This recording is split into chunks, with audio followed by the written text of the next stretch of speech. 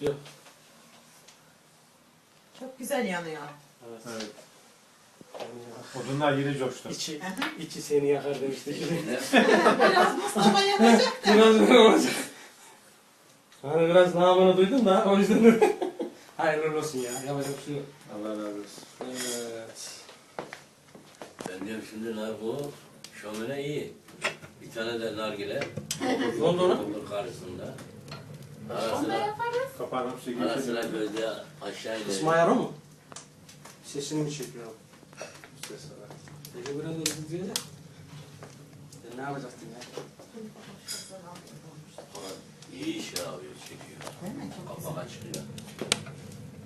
Şeyde mi? Şeyde mi? O iyi olmuş bak. Fazla bacalı dolar alır. Borusu böyle değil, böyle borusu. İşte değil mi? Çelik var. Tepeye de bir tane şey taktıraydım. Fırfır mı? Fırfır. Hem kuş girmez hem şey girmez. Ya oraya tabii kuş düşüyor, fare düşüyor, oraya bir şey çözüm yapmalı. Valla şey Necdet Verdi'ye geçiyor onların adı.